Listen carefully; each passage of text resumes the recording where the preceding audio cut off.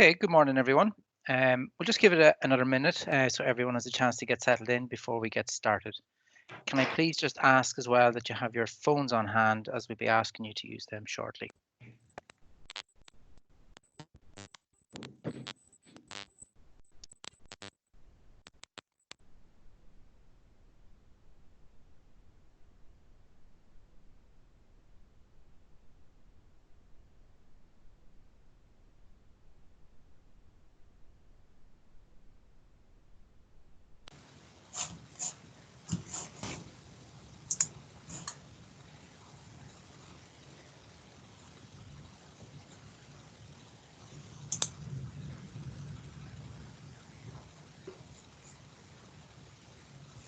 Just going to hit mute all again, folks, because I can hear a little bit of background noise there, and we'll get started.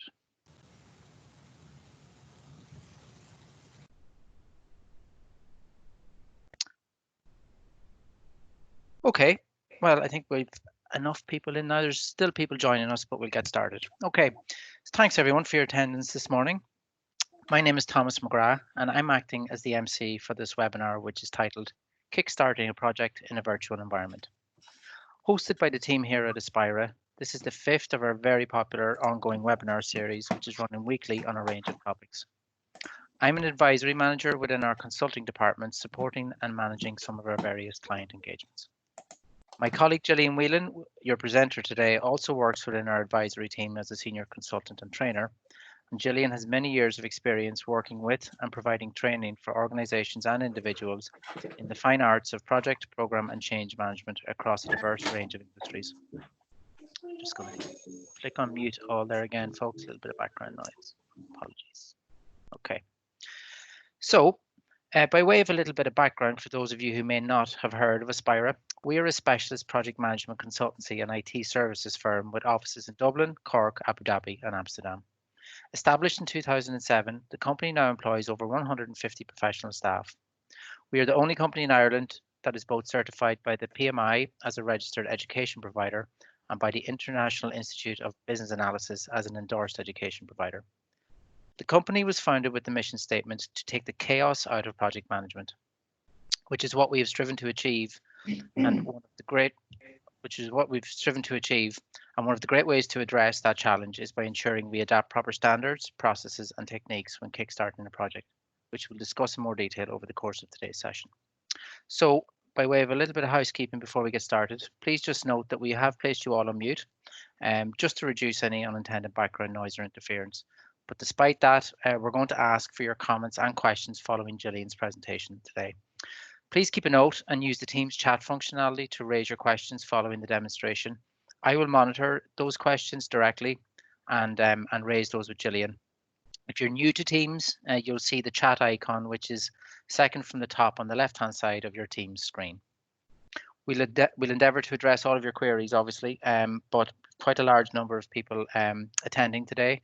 So if we don't get to address all of your queries on this call and during the time that we have allotted, we will follow up directly with you afterwards by email. So please don't worry. So the objective, as mentioned, of today's webinar is to look at the why and how you should go about kickstarting a project in a virtual environment. Gillian will cover the importance of preparing both the internal project team and customer team from day one through an effective customer kickstart process with a focus on some of the best practices and key outputs of this phase in order to ensure you start your project as you mean to continue, with clear objectives and a common roadmap to delivery. In addition, Gillian will also demo how we can leverage technology, so namely Microsoft Teams in this instance, through integration with SharePoint, Planner, and Project, for example, to fully enable us with the virtual environment. So with that, I'd like to introduce you to Mentimeter to get us started. Mentimeter is an audience interactive solution, for those of you who may not have used it before, which is aimed at making our webinar that little bit more engaging. So as such, I'm going to ask you to grab your phones now and follow the instructions on screen. So please go to menti.com and enter the code as shown, which is 303849 when prompted on your phone. So our first question for you today is, where are you presently located, town or county? Please just enter your present location, and we find this is a nice little way to get a sense of togetherness in terms of where everyone is physically located. So we have Douglas Cove, Dublin, Limerick, Dublin City Centre, Kinsale, strong Cork presence already. Clonakilty, Youghal, I think I pronounced that right. You have to forgive me, I'm from Donegal, so my pronunciation of some of the Cork locations may not be the best. Kilkenny. Okay, so nice. The Rathos, which is close to me. I'm currently located in Eastmeath myself, a little area called Mornington, near Bettystown, which might be more familiar to some of you, where they have the races. Okay, that's great, folks. Thanks very much. Just nice to get a feel for where everybody's joining us from today. Oh, we have a little bit of international flavor as well, with some people joining us from Amsterdam. So you're all very welcome. Okay, so moving on to the second question, which is if you had to choose one mechanism from the following to capture a client's project requirements, which would you choose? Telephone or email? So as you're putting your responses in there now, we'll see the diversity in terms of your responses between those two options. Some of you may want to choose both, but you are being asked to choose one only. So please make your choice, and we'll capture your replies to this quickly and move on. Gillian will refer back to your responses a little later, but I'm sure many of you project professionals can already anticipate why we're asking this question in the context of today's session. Okay, that's great, folks. Thanks again for your participation in that, which is really greatly appreciated. And with that, I'm now going to hand you over to Gillian, who's going to take you through today's presentation. Thanks, Gillian. Thanks, Tom. So good afternoon, everyone. Kicking off a project is such a critical moment in a project's timeline, and one which many people underestimate the effort involved in and the value in doing it well. So today, we're going to look at how we can get off to the best possible start. After all, a good start is half the battle. So in today's webinar, we are going to look at conducting a very strong, positive internal meeting with our project team. We're going to look at building a strong relationship with our customer through an effective Kickstart meeting with our customer project team. And we're also going to review some of the key outputs from the Kickstart planning phase of a project. And these include the WBS, which is our work breakdown structure, activity identification and estimation, and a detailed project schedule. So we're also going to look at how we can utilize technology, specifically Microsoft Teams, to support us kickstart a project in this virtual environment. So for the first section of this webinar, I'm going to talk you through the theory and the concepts of a project kickstart. And following that, we will look at how we can leverage technology in this new virtual environment that we are all currently living in. So as project managers, we can't stand faffing around and talking about the work that needs to be done when we're wasting time and we should be just getting on with the work. We love getting things started and we like to see the work happening. But in the case of a Kickstart meeting, in the case of a project Kickstart, there are a couple of kickoff meetings that we really need to conduct that will be critical to our success later on. We need to hold a kickoff meeting with our customer, but we can't rush into that first before prepping properly with the internal project team. We need to come up with a solid plan as to exactly what we're going to do. So I'm going to start by taking a look at the internal project team Kickstart. So the internal project team Kickstart meeting, it's not just a precursor for the client Kickstart meeting. It sets the tone, the style, and the vision for the entire project. These meetings are a chance for project managers to properly educate the project team and develop cohesion before we find ourselves floundering in front of a client. The internal team meeting is intended to get the project manager and the project team to a point where we can say, we've got this. So fundamentally, the internal project team Kickstart meeting is about alignment. These meetings provide an opportunity to establish common goals and a plan for completing the project work. It's a good idea to share the internal project Kickstart agenda with the project team in advance of the kickoff meeting, so they are prepared for the meeting. Let's take a look at the internal Kickstart meeting. Guys, I think somebody, if you can all just, I think somebody maybe has there's a lot of background noise coming in, so hopefully it's okay there now. Okay, great. So yeah, we'll start with looking at the internal project Kickstart meeting. So the purpose of the internal project Kickstart meeting is initially to let the team get to know each other. So we need to introduce them. They've got to know each other, build a bit of a personal relationship. We've got to get them to a point where they understand what the project is about and what the objectives of the project are. The internal team need to understand who the key stakeholders are. We also need to agree what's the scope of the project, what needs to be done, and the internal project team needs to agree on roles and responsibilities and how we're going to work together effectively. We also need to look at identifying risks, issues, assumptions, and dependencies that will need to be managed over the course of the project. So the internal project kickoff meeting, if it's done well, it doesn't just ensure alignment on the objectives of the project, it gets us ready for the client kickoff meeting, but it's also an opportunity to create team spirit and to get engagement from the very start of the project and to create that sense of teamwork. So teamwork's important because it creates human synergy and it amplifies the results of each individual team member of a project so that the overall results are greater than any individual contribution. And project teams, they're generally made up of numerous, if not many, resources. So we need to have a strong sense of team spirit. By getting the team involved in completing the WBS, the schedule, the RAID log, we are facilitating that engagement because ultimately all humans were committed to what we feel we've been involved in creating. So the second item on our agenda for the internal project team Kickstart meeting is understanding what the project is about. So it's important for the team to know as much as possible about the project's objectives and goals before we start preparing our detailed plans for delivery. There are numerous sources of information that can help ensure the project team are clear on the project objectives and goals. A business case, a statement of work, a charter, they all provide valuable information. And we're shortly going to look at how Microsoft Teams can be used to store all of these key project documents and how we can review them with our project team in a collaborative manner. For now, though, I'd like to have a look at the charter with you guys. So the charter is a project's best marketing tool. It is initiated by the sponsor at the very start of the project when the selling of the project's goals and ideas are important. In my experience, too many project managers accept a limited role in framing the charter. And the project manager doesn't necessarily need to write the charter, although I'm sure lots of you are sitting there thinking there'll only be a charter if the project manager writes it. But the project manager, even if the sponsor writes it, has a role to play. So the project manager, you need to demand an adequate charter, and that could result in you working on producing that document with your sponsor.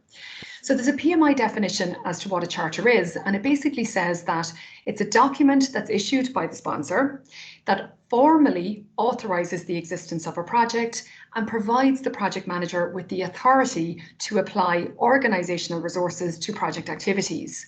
So the key word there is authority. The charter authorises both the existence of the project and the project manager. So the PMBOK guide also calls out information that should be included in the charter.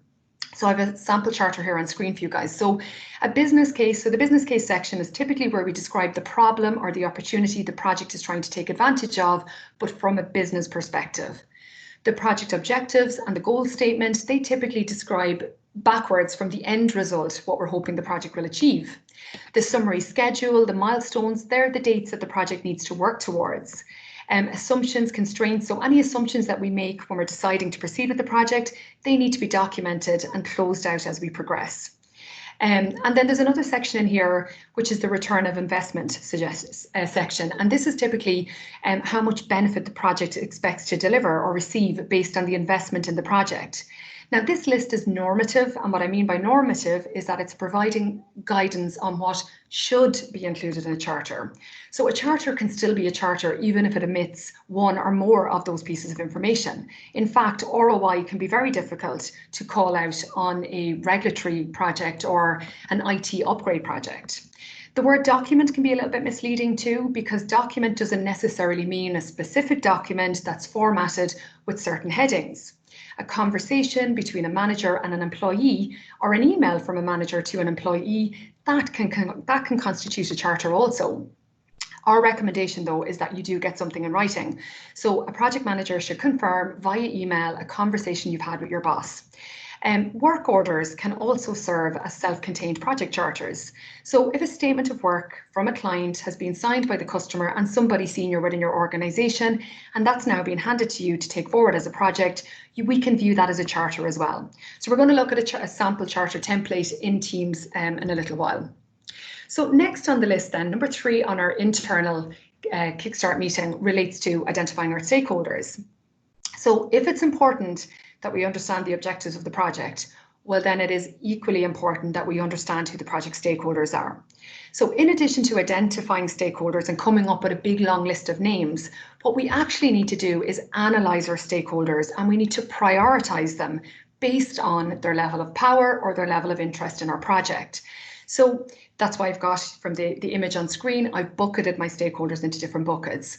The reason identifying stakeholders at the start of your project is so important is that we can use their opinions and to shape our project from a very early stage.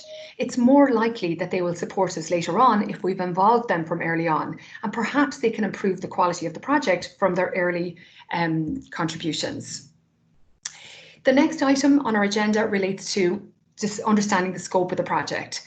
So from a very early stage in the project, we need to agree what is in scope and what is out of scope for the project.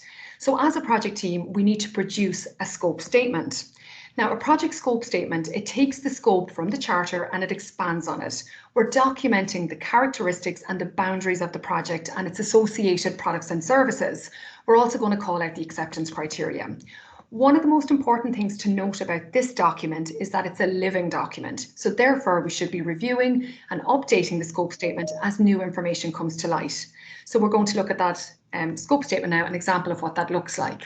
So through our experience of working with project teams in many industries on hundreds of projects, we recognise that although project managers and project teams may understand the theory and the value of developing a project scope statement, many do not have the suitable tools, the techniques, the processes to create one correctly. So unfortunately, project managers either attempt to write a scope statement on their own, or maybe they delegate it to somebody on their team to write. And this typically results in a lot of time being spent seeking approvals on that document, or worse, it results in a lot of time being wasted trying to recognise and manage scope creep later because of unclear boundaries. So a scope statement needs to have input and alignment from all key project stakeholders. So that includes our team and our sponsor. So hence we should create the scope statement collaboratively during our kickoff meeting. And I'm going to show you how we can work on that document and update it collaboratively via Teams soon. The next item on our internal meeting relates to the clarification of roles and responsibilities. So ensuring there is clarity on roles and responsibilities, well, that's important in every project, but it's even more important in a virtual project team where we're not all sitting beside each other and we can't turn around and establish what our colleagues are working on. We need to ensure that everyone is on the same page and that everyone is pulling their weight. So how often do you find people duplicating work or work not getting done on time or being done correctly? Ensuring that the team is clear on each of their roles and responsibilities can help prevent that. When clarity is provided on roles and responsibilities, exceptional results can occur. So the responsibility assignment matrix enables us to document that with our team. So the responsibility assignment matrix is also known as the RACI. So RACI is an acronym derived from the 4 key relationships between an activity or a decision and an individual. So the R stands for responsible, the A stands for accountable, the C stands for who needs to be consulted, and the I stands for the party that we need to inform. So it's a great little tool for clarifying and defining roles and responsibilities in a project team. And again, I'm going to show you how we can create a RACI in Microsoft Teams soon.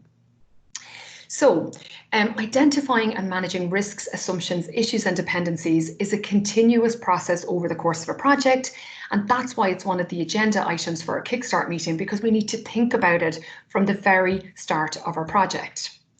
Risks need to be compiled based on the views of many stakeholders, including the customer. So when I talk about the customer Kickstart meeting in a couple of minutes, you're going to see that the RAID, the risks, assumptions, issues and dependencies log, that's also an agenda item for our customer kickoff meeting. But equally, we need to endeavour that we capture the risks from the project team's view also, and our sponsor and any other internal stakeholders. So we can track risks, assumptions, issues and dependencies also in a collaborative manner using a SharePoint integration in Teams. So I'm going to show you that in the second half of the webinar. So now that we have gotten to a point where we all know each other on the internal team, we understand what the project objectives are, we're clear on who our customer is and other key stakeholders, we're agreed on the scope of the project, we're agreed on the roles and responsibilities within our internal team, and we've identified our risks, assumptions, issues and dependencies. We are ready to officially kickstart the project with the customer. So going into the client kickstart meeting with an informed team helps us get the most out of the discussion with the client.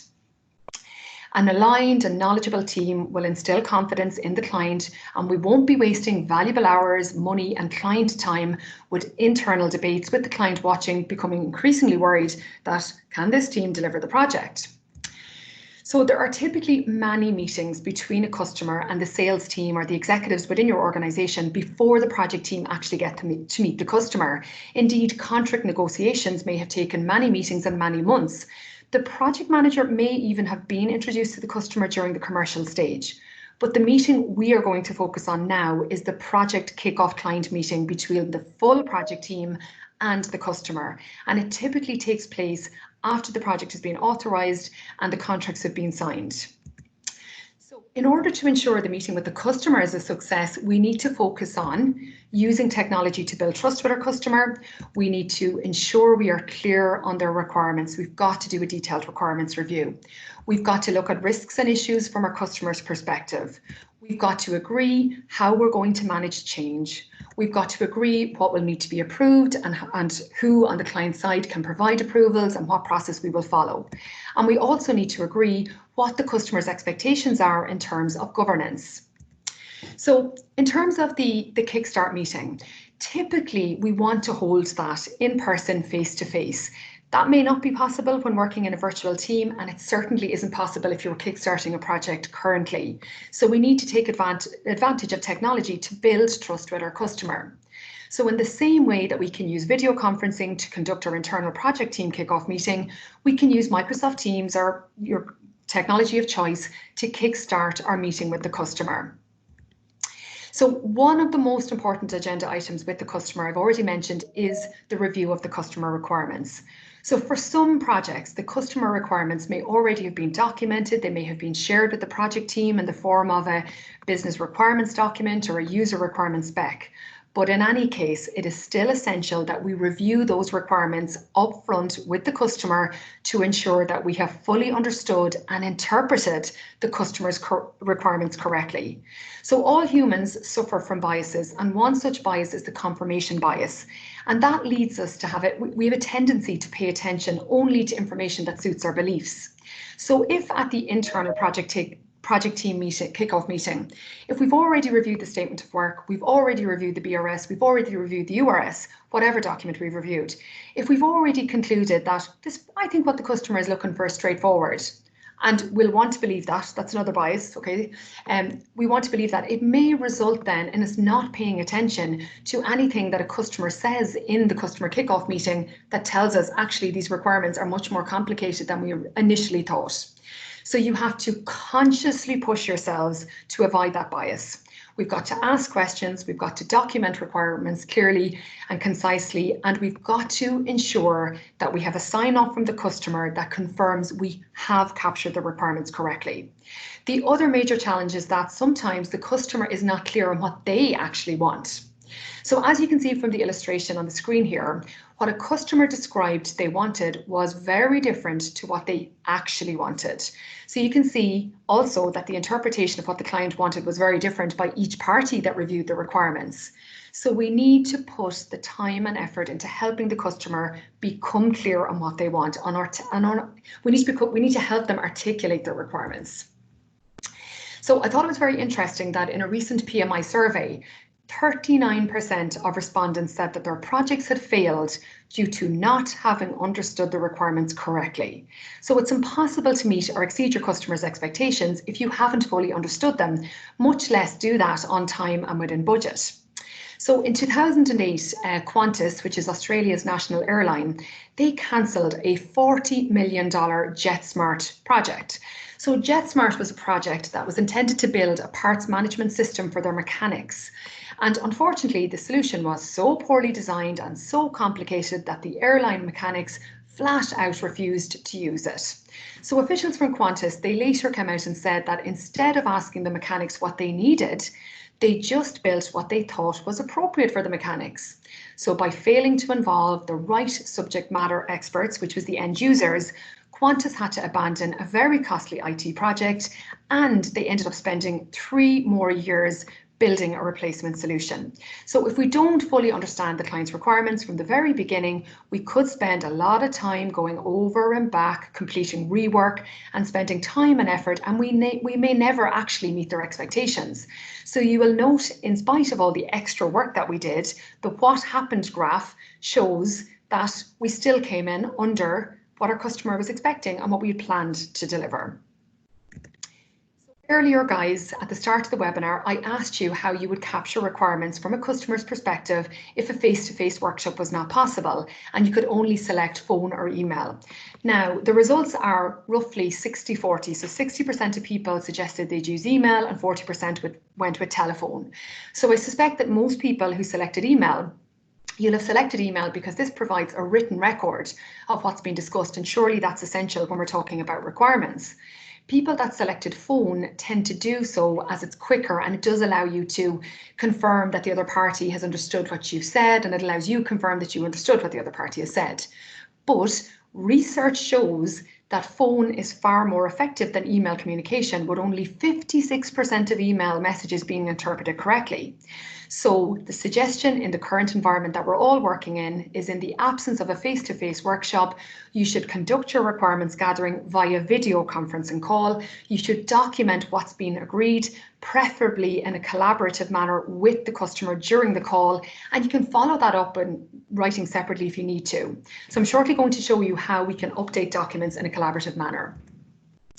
So risk, I mentioned we need to understand risks, assumptions, issues and dependencies from the customer's perspective also. So project managers often fail to get the customer's view on risk and what risks the projects might be facing. So we have just seen the importance of capturing requirements correctly. And let me tell you, requirements review is also a great time to start talking about the RAID, because there's nothing quite like requirements to get people talking about what's going to go wrong and what we can't do. So the customer, having compiled a statement of work, a BRS, a URS, they may already have identified areas that they're concerned about. So this information needs to be captured by our internal team and logged on our RAID log. We need to put ourselves into the customer's shoes and understand the risks and issues that the customer thinks we're facing. The sooner we know, the better. And again, I'm going to show you how we can capture that in a collaborative manner. So change is inevitable on any project. So every project needs an agreed upon process for managing change. Now, it's best to discuss the change management process with the customer upfront before the customer actually needs to raise a change request and we discover that the customer does not like the process that we're expecting them to follow. So convincing the customer early on that a change management process is not only essential, but a positive process in safeguarding the objectives of the project will mean they are more likely to follow the change control process later on when we need them to. So some of you may have heard of Cialdini's 6 Principles of Persuasion. So he teaches that all humans, we want to be consistent with what we've said or done before, hence ensuring the customer is aware and have given us an agreement that they'll follow the change management process is much more likely to result in them following the change management process later on. All humans are more committed to what we have said or agreed to do in the past. That's the only reason that I'm heading into year 12 of my marriage, because I signed on the dotted line. So the customer approval process then. So we also need to agree with the customer how we're going to manage approvals. So specifically, we need to focus on what will the customer need to give us an approval on, and how can they provide that approval, and who specifically will be giving the approval. And again, as we've seen from our internal project meeting where we were calling out responsibilities in our RACI matrix, we can use the RACI to document what approvals will be required and who on the customer side will be delivering those approvals. So governance then is the final topic on the customer agenda meeting. And what even is project governance? So there's actually quite a few definitions out there as to what project governance is. The definition that resonates most with me, based on my own experience, is a definition from John Rodney Turner. And Turner is a famous organizational theorist. He also happens to be a professor of project management at the Schema Business School and at the Kingston Business School, so he definitely knows projects. And he defines governance as providing the structure through which the objectives of the project are set and the means of attaining these objectives and monitoring performance are determined.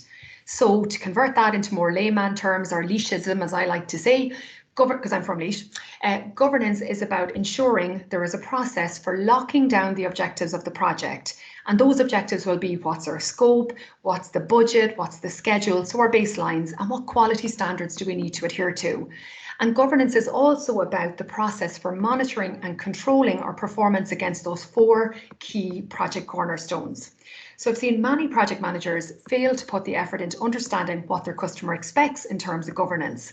And this tends to result in unplanned requests from the customer, for the customer to come on site, or for you and the project team to make your way down to the customer's office to give updates. So a key output from the Kickstart phase of a project is also an agreed upon communication plan. So here's an example of a comms plan, which we should aim to complete in conjunction with our customer and which we should ask our customer to formally approve. So it basically calls out what are we going to communicate about, how, when, who needs to attend, who the owner of that communication is. Okay, so now we're going to take a look at some of the other key collateral outputs from the project Kickstart phase. It may take several meetings during the Kickstart or initiation phase of a project, initiation and planning phase of a project, to complete the documentation of some of these artifacts. So in addition to the RAID and the RACI that we've already seen, we're also going to have a look now at some of the other key outputs, which include our WBS, which is our work breakdown structure, activity identification and estimating those activities, the effort and the duration, and we're going to look at scheduling. So the WBS then, we'll start with that one. So the WBS is a deliverable orientated decomposition of the work to be executed by the project team. So the word decomposition, it means breaking something down. So in essence, we are taking the scope statement and we are breaking that down into smaller, more manageable chunks of work or deliverables. The lowest level in a WBS that you break down to is known as a work package. Really, work package, deliverables, we're describing the same thing. That terminology is used interchangeably. The WBS needs to display the full scope of the project. So all project work should be accounted for in your WBS. When you're decomposing the scope, when you're breaking your scope down, project managers sometimes struggle with knowing how low to go. And really the answer to that question is very much dependent on the type of project, but a general guideline here is that you shouldn't be going as low as where you've actually identified activities that you're going to plug into your schedule. So in my experience, it can take several activities in a schedule to produce a deliverable. So let's take a quick look at what a WBS actually looks like.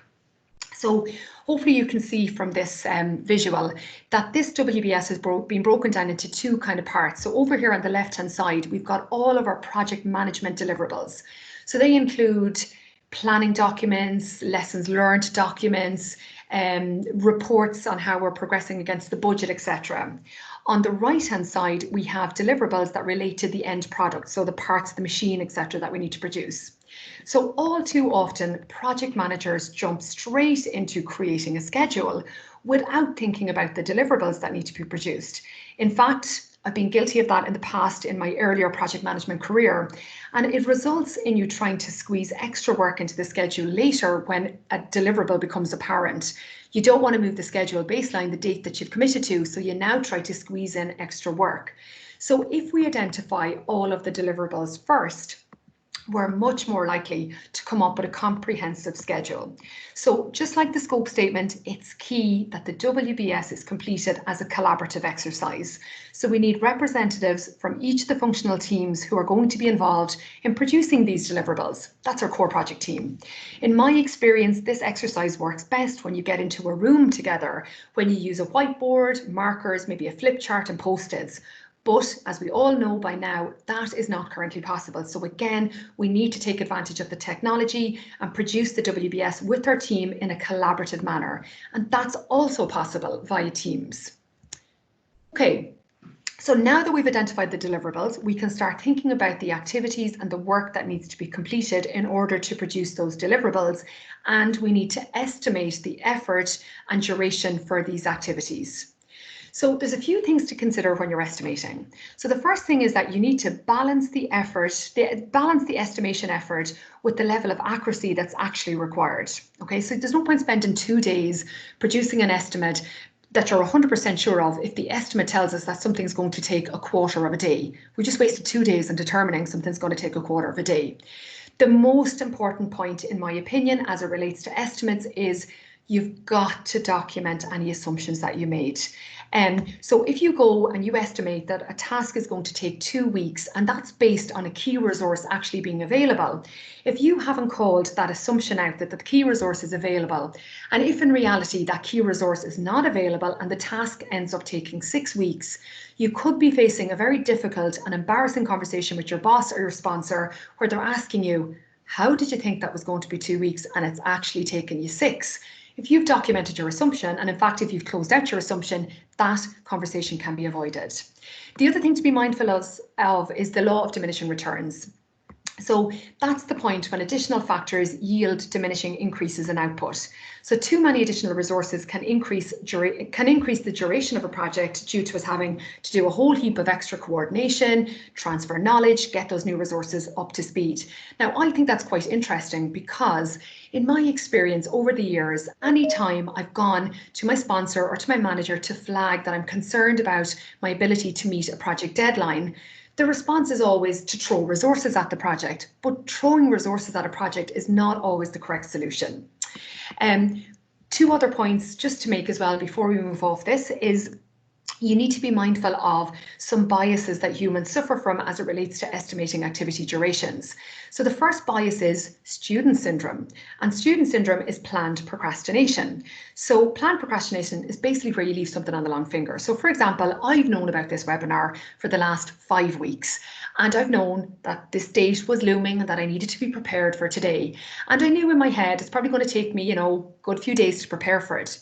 But I left that preparation until last week, meaning I had very little contingency to enable anything going wrong. I put it on the long finger, but I hope I pulled it out of the bag and that seems okay.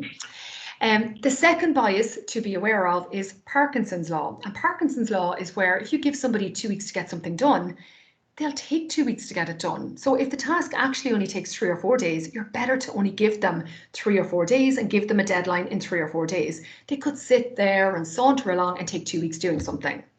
So that's fine. And there's lots of different ways in which you can produce an estimate. So particularly if you've got historic information to hand. So of course, if we've got historic information to hand, that's the best way to estimate. And that typically we use historic information in a bottom-up estimate, an analogous estimate, a parametric estimate. Some of you may have heard of those before. But what do you do when you don't have historic information to leverage from? So PERT is an estimating technique commonly used when we want to consider more than a single number in our estimation. So often project managers, when they don't have historic information to leverage from, they'll come up with an estimate based on a single number, and that's what we call a swag estimate. So a swag estimate is a scientific wild-ass guess. We basically plucked a number out of nowhere. So a PERT estimate forces you to consider 3 values and not just that number you pulled out of thin air. So you need to think about your optimistic estimate, which is how long something might take if everything was to go really, really well. You also need to think about a pessimistic estimate, which is how long something might take if everything goes really, really badly. And yes, we will include that most likely number that you pulled out of thin air. There is a formula, as you can see on the screen, where you pull those values in and it results in producing a single number, which is potentially more rounded. So you can see here for the formula is optimistic plus 4 times most likely plus pessimistic, and you divide that by 6. For activity A, when we evaluated what our optimistic estimate was, what our most likely estimate was, and what our pessimistic estimate was, that resulted in us producing a PERT estimate of 13 days.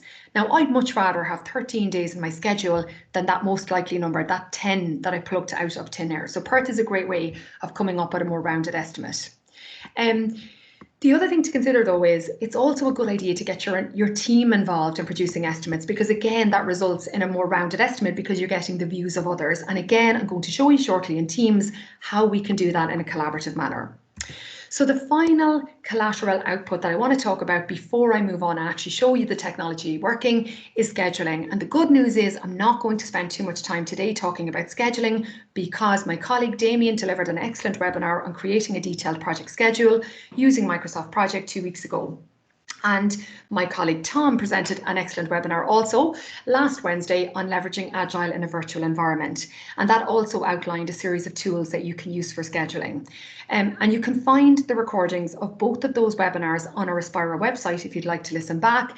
And Tom will, or Damien will now share the link to those recordings in the chat of this webinar.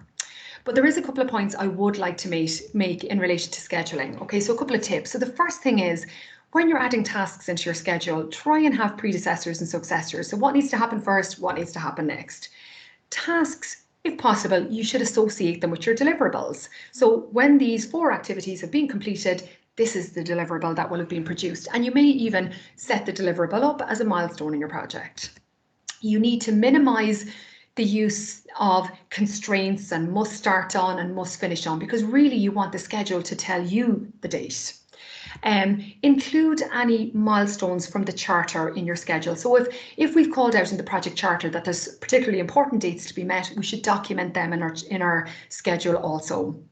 A couple of tips as it relates to resourcing then, keep it simple. So when you're adding resources into your schedule, try not to have a really complicated resource model. So 33% of Damien's availability every 3rd Friday is going to be difficult for me to manage. Be prepared to challenge estimates. So often when you start putting your schedule together and you start looking at the different estimates that have come in from different resources on the project, it might become apparent that some teams are gravely overestimating the work that needs to be done, and some teams maybe have totally underestimated it. So go back and challenge them. Don't expect your resource plan to be perfect, okay? So it's okay that some resources are a little bit overloaded, and it's also okay that some resources are underloaded. And in fact, in my experience, I don't think it's a great idea to allocate 40 hours work to any individual on a project, because the reality is nobody's available 40 hours a week because of meetings and, you know, being pulled into other things and mandatory training, etc. Highlight the phases of the project where we may need additional resources. And it's important to do that at the start of your project, because your ability to influence other stakeholders is highest at the start of a project. So when you put your schedule together, if you determine that this doesn't look reasonable, speak up and say it then. People are willing to listen to you at the start much more than they will listen to you later, okay? And once you're comfortable that the schedule is realistic, we need to baseline it. And baseline it means that we are committed to that schedule, and that going forward, we're going to monitor and control our performance against the schedule. Okay, so I'm going to move across to Teams now in a moment. I'm going to share my screen so that I can show you how we can create a centralized project hub for our project team and for the customer, and how we can review, create and update these documents in a collaborative manner. So if you can give me a moment just to unshare, that would be great. And I'm just going to use this window of time to just to reiterate what Gillian mentioned about the fact that our webinars and today's webinar as well is recorded for your reference, and you can access that on the link provided in the chat forum for this webinar. What I've also included on our chat forum for your reference is a link to our blogs. Lots of interesting articles in there on a wide range of topics. Some of them related to our recent webinars, some of them really related to our upcoming webinars, and some of them related to some other topics as well that you might find interesting. And just on the mention of our future webinars, the upcoming webinars which we run every Wednesday morning, are available for you to register on the link also provided in the chat forum. So lots of links in the chat forum for you to access for any of those that are of interest. Thanks, Tom. That's great. Tom, can you see my screen that I'm in Teams? I can indeed, yeah. Brilliant. Have to just double check. Can't have technology let us down at the last moment when I'm now about to demo the technology. Okay, so guys, you're all probably familiar with this screen because this is the main screen in Teams, okay? So what I want to show you is if we click in here to this little Teams icon, you can see that I have created a little hub for my project. Okay, so I've created a fictional project called Project Kickstart. Now, the first thing to say is that in there, using the little 3 dots here, or options button, I can manage who has access to this folder. So by clicking on Manage Team, I can see, well, which resources have access to the team. I can add members by clicking on Add Members. I can delete members if I need to, okay? So that's how you grant access to your team. Now, I mentioned earlier about the importance of sharing an agenda with your team in advance before they come to the internal kickoff meeting.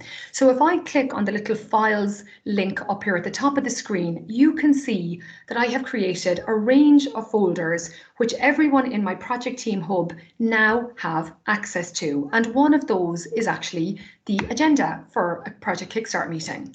So I'm not going to go through every line item in detail here, but I do want to just very quickly show you the types of things that I put into an agenda for my Kickstart meeting with my internal team, and I'll do something very similar for the customer.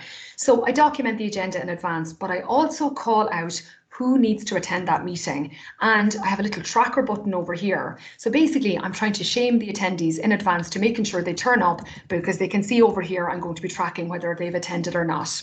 Okay, and the next thing I call out is all of my agenda items. So there's lots and lots and lots of agenda items in here, okay?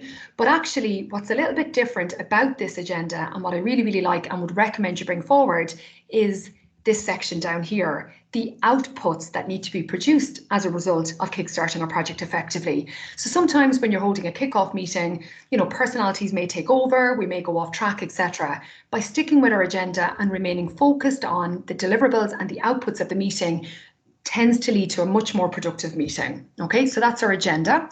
So that's in there, and my team can add to it if they want. We can delete items, etc.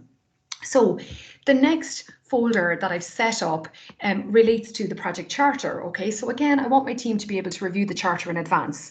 So if I click on the project charter folder, you can see that that's unbelievable that on a Sunday morning at 7:33 a.m. I was updating that document, particularly on a bank holiday weekend, but really I only did that because the boss is on the call and he could see I was working hard on this.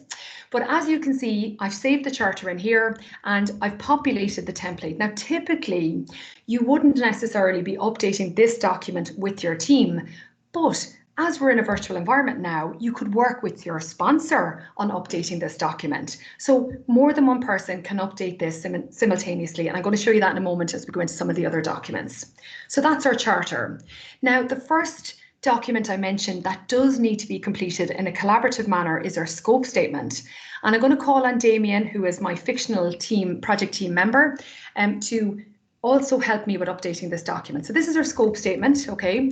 And maybe what we'll do, Damien, just to illustrate that more than one person can update this document at any one time is, I might ask you to open it also. And actually you can see, guys, here that Damien has now logged into my document, and I can see that Damien is down here typing into the document. So Damien, if you just want to add test risk 1, while you're doing that, I'm going to move over here and I'm going to select packaging. So the two of us are working on the document together. So it is possible using technology to allow your team to update documents together. So thanks, Damien. I'm going to close that document now. I don't mean to discount your risk, but I will take your risk seriously in a few minutes when we actually add a risk. So the next piece of collateral or output from our kickoff process related to our responsibility assignment matrix, and using a very clever little SharePoint integration, we've managed to set up a RACI. So this is, as I mentioned, it's a SharePoint integration. So what this actually means is whatever we update in here will update a record in SharePoint, and equally we can actually update this information in SharePoint and it will update our project hub within Teams. So as you can see here, guys, we have listed out activities, we have listed out due dates when the work needs to be done, and we've called out who's responsible, who's accountable, who needs to be consulted, and who needs to be informed. So any of my project team members can add to this, and I'm going to show you how easy it is to add to it. So I'm going to click on the plus button up here. So when I click on plus, it gives me this drop-down menu. So I'm going to add an activity that we need to select a vendor. So we'll keep it very simple. I'm going to put the due date down as, I'm actually going to say it needs to be done tomorrow because I'm a bit of a pushy project manager, and I'm going to make Damien, my fictional team member, I'm going to make Damien responsible. So when I select Damien's name, he will appear here in the drop-down menu. I can scroll down and I can say, right, who's going to be accountable? But look, I'm the project manager, so I suppose I need to make myself accountable. So I'll select myself from the drop-down menu. Who do I need to consult with? Well, I'm going to consult with Thomas. Thomas is my project sponsor. And is there anybody I need to keep informed? Well, I guess I need to keep Pat informed because, you know, Pat owns the company and he wants to know what's going on. So once I've done all of that, I can now click Save.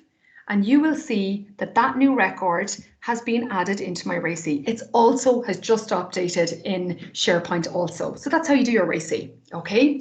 So the next topic that we had spoken about was our RAID log, our risks, assumptions, issues, and dependencies. And again, through a very clever SharePoint integration, we have created a RAID log. So when I click on up here in the little window at the top, the ribbon, I select that I want to go in and look at my RAID for my Kickstart. And I can filter by risks. I can have a look at what's already been raised under each one of these topics. So we've one assumption raised, one dependency, one issue, one risk. Okay, so I can we'll just look at risk for the illustration of this, for the purpose of this webinar. So you can see in here that we've got 3 risks linked to the project. We've called out their impact, so high, medium, low, etc.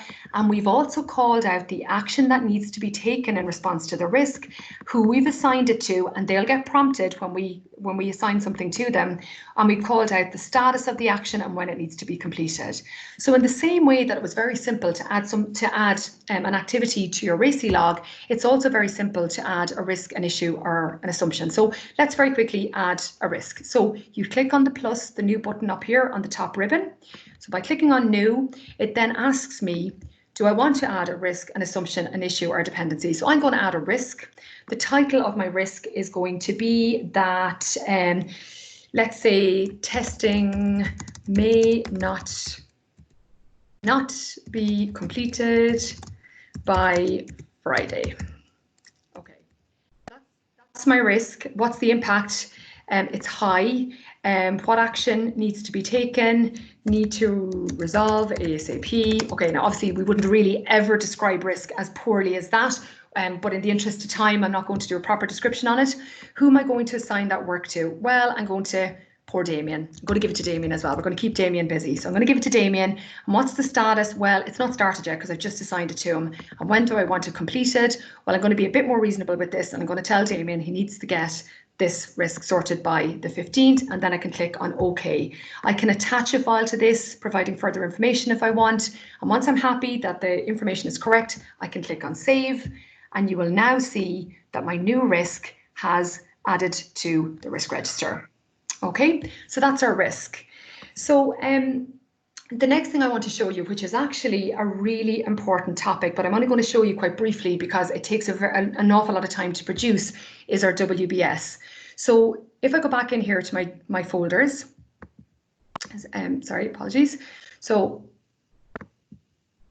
okay, so if I go back into my files, you will see that down here I've actually already added in a WBS using Excel. So we could definitely collaborate in the same way that we did on the scope statement earlier, and a number of people could work on producing our WBS.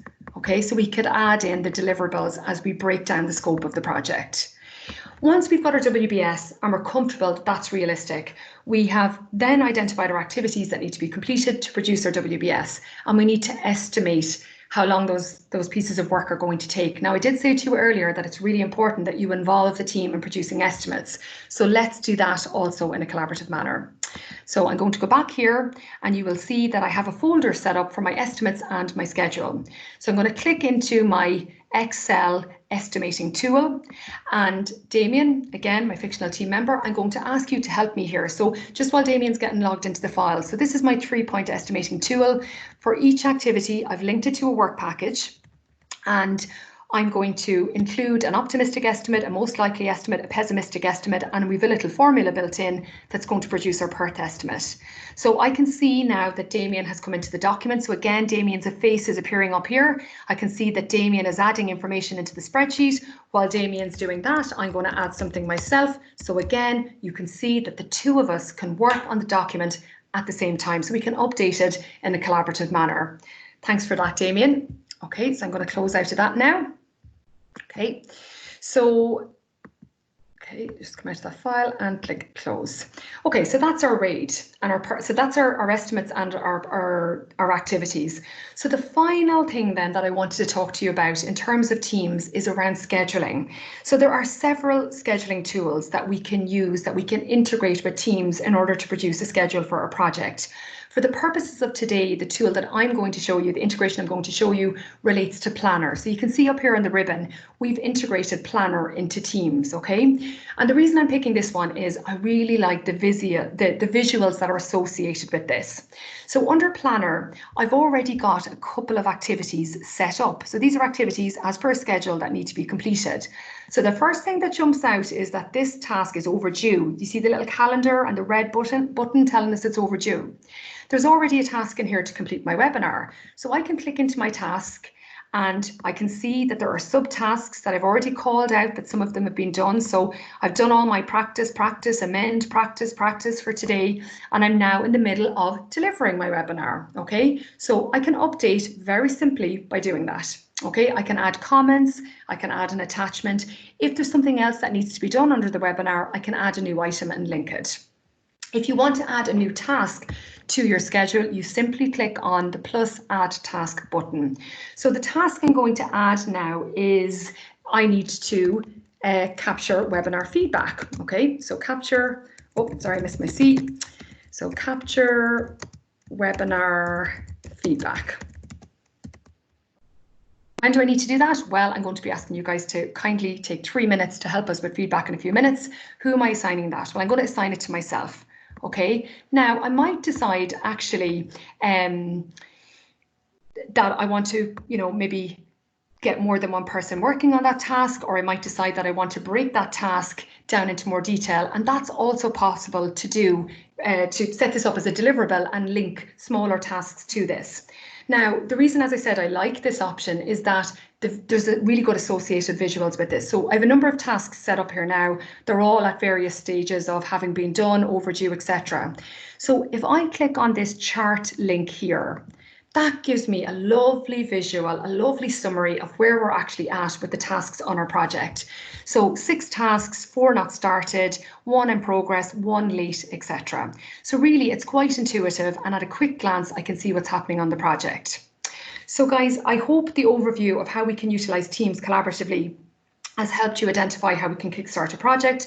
I'm now going to move back to my slides if that's okay, so that I can wrap up. So if you can just give me a moment, that would be great.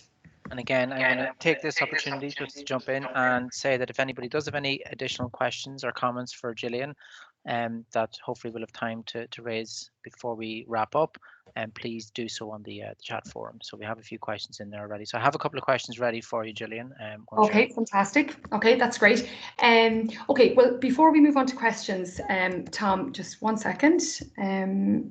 So I'm hoping you guys can see that my slides are back up now. Yep.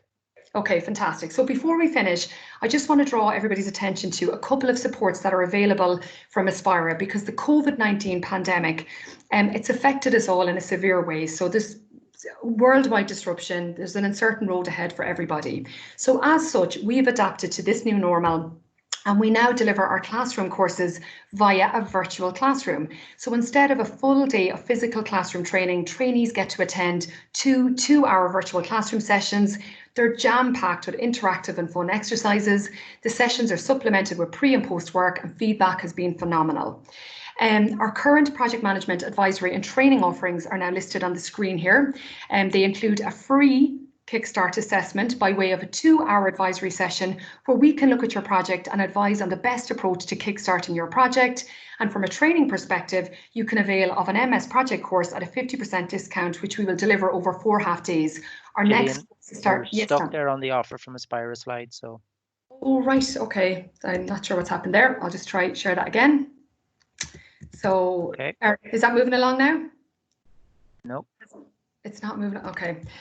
God, that's technology. Technology, yeah. I'm just going to unshare my screen and reshare again. That's fine. Okay, just give me 1 moment. So hopefully that will work. Is that? Yeah, there we go. So there's our webinar offers that I just talked through. So yes, as I mentioned, we're offering a free consultation in relation to Kickstart, and we're offering a 50% discount on our MS project course, with the next one starting on the 19th of May. So guys, just to wrap up then, so to conclude, so there's a huge amount to think about when you're kickstarting a project, and particularly in a virtual environment. So we need to plan the Kickstart. We need, with our internal team, we need to plan for the Kickstart meeting with our customer. We need to produce quality Kickstart collateral. We need to use collaborative technology, and that might seem like a huge amount of work. And for sure, you as a project manager, your credibility is at stake when you're kickstarting your project. So the good news is we are here to help. One of our most popular offerings is where we help customers kickstart their projects so that they're confident they get off to the best start, and then we can step back and let them drive their project forward. So I'd like to thank everybody for attending today. I hope you've enjoyed the webinar, and I would be most grateful if I could ask you to complete a short survey. You'll be able to access the survey by using the camera on your phone. There's a little QR link here. And whilst you guys are taking the 3 minutes to complete our survey, I'm happy to answer any questions that have come in during the webinar. Thanks very much, Gillian. It's fantastic. Just a couple of quick questions then. The first one that we got in from Emma was, how long does it typically take to complete a project Kickstart? Well, that's like asking how long is a piece of string, but it is a good question, Emma. So the reality is that the answer to the question very much depends on the type of project. So, you know, on a really big project, you could spend months on this. On a very small project, it may only take 5 days. But actually, that's one of the good things about our Wednesday webinar offer, is that we're offering a 2-hour session with customers where we'll help them identify what exactly is involved based on the specific needs of their project. Okay, excellent. And I think we've time maybe for one more quick one, real sneaky one. What artifact would you say is the most important from the Kickstart? And that one came in from Neve. Oh, thanks, Neve. Okay, so one, it's very hard to pick one. If I had to pick only one, and I'm going to assume the charter has already been completed, I would say having our scope statement. So our WBS and our scope statement, being clear on what we need to deliver so that we can then put a realistic schedule together based on a proper defined deliverable for the project. Okay, that's great. Thanks, Gillian. There is one or two other questions, but I'm going to have to wrap it up there because we're just out of time. Okay. But we will follow up with any of the questions that have come in with the individuals directly. And as I mentioned at the start, today's webinar series is also recorded on the links provided in the chat forum. So thanks again, Gillian. We really hope everyone found today's webinar useful. Please note that we are continuing to run these webinars over the coming weeks, as mentioned. A little bit of background noise there, folks. If you could just, I'm going to mute. Apologies, folks. And just to say that the webinars are still available for registration, and you can find those as well on the link provided in the chat forum. Our webinar next week, May the 13th, involving my colleagues Peter Ryan and Russell Moore, will be discussing how project resourcing insights and agile approaches can help ensure projects are successfully delivered in the current climate. So we wish you all well. Please stay safe, and we hope to see you at our next webinar. Thanks, everyone, and goodbye. Thanks, guys. Thanks, Emil. Well done, Jim.